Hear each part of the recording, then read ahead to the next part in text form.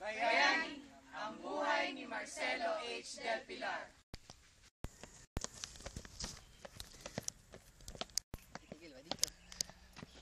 Noni!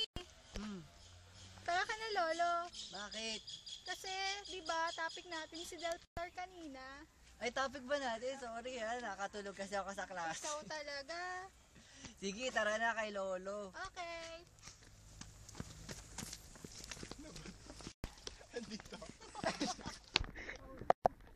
Ayan na, nandito na tayo. Pasok na tayo sa kuweba ni Lolo. Sige, Aya, tara na. Tara na! Tara! Sayang, bagay mo yung mga kumain. Kasi ang sarap eh. Ginaangata mo pa? Wow! Ang ganda naman! Oo nga. Knock knock! Ano maganda? Lolo, buksan nyo na po. Lalaglagan na po kami ng langgam. Ano bang pang... Oh, parang may mga tao. Mga apo! Lola! Oh, ba't nandito kayo? Lolo, nakikilala nyo pa po kami? Abay, oo naman. Sige Hindi nga, naman ako ano yan. pangalan Ano pangalan namin? Ito si Nolly. Ito naman si Aya. Oh, Lola! Abi. Hindi naman ako si Noli, ako si John Lloyd eh. Ay, ko, hindi. Nolly ka. Lola! Oh, ba't naman kayo napapunta dito, mga apo? Parang katagal-tagal na nating hindi uli nagkikita.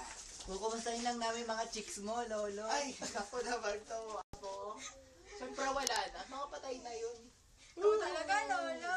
Oh, bakit nga ba kayo napapunta Lolo, dito? kasi may assignment kami about kay Del Pilar. Naabutan niyo po ba yun? Balitaan namin, close daw kayo. Ah, talaga? Ay, sige. Upo muna kayo, mga apo. Saan po? Saan mo kayo upo, Basta dyan Lolo? na lang kayo umupo. Sige. At kukunin ko muna yung aklat ko. Ay, ako na po. Oh, Lolo, kaya mo pa. Ito na ang aklat. Sige, upo niyo muna. Sige po, Lolo. Alalayan mo naman ako, apo. Alam mo naman, masakit na kami mga likod. Okay ka na, Lolo? Upo na kayo. Okay.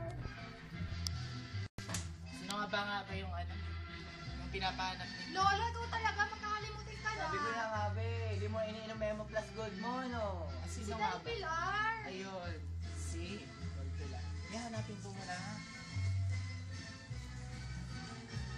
Basa niyo pa po ba yan, Lolo? Oo naman, malinaw pa ang mata ko po. Ayan, Del Pilar. Marcelo H. Del Pilar nga ba, mga apo? Oo, Hindi po si Lolo. Risa. Lolo, sino? Ano? Ulit? Sino? Si Marcelo H. Del Pilar. Lolo. Sige, akin muna. Ayan ang mga apo ko. Si Marcelo H. Del Pilar. O mas kilala sa palayaw na Plaridel, ay isang dinadakila at kinikilala bilang isang mahusay na dakilang propagandista noong panahon ng Kastila. Isinilang Lolo, siya baka sa gusto niya isang tubig. nayon sa Kupang Bulacan noong Agosto 30, 1850. Siya ang bunso ng mayamang pamilya ni Don Julian del Pilar, isang gobernador silyo, at Doña Blasa Gatmaitan. Nagsimula siyang mag-aral sa kolehiyong paaralan ni Ginoong Jose A. Flores at lumipat sa Kolehiyo de San Jose at muling lumipat sa UST kung saan huminto siya ng 8 taon sa pag-aaral.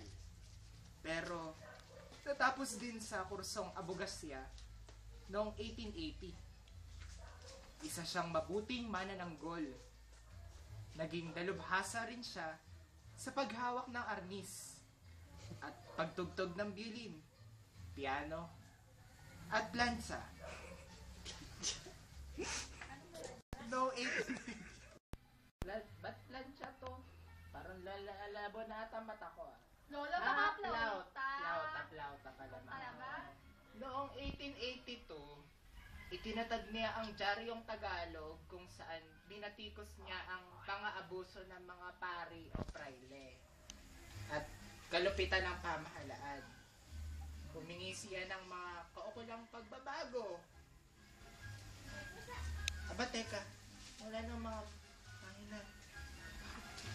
Wala na mga pahina ni Del Pilar.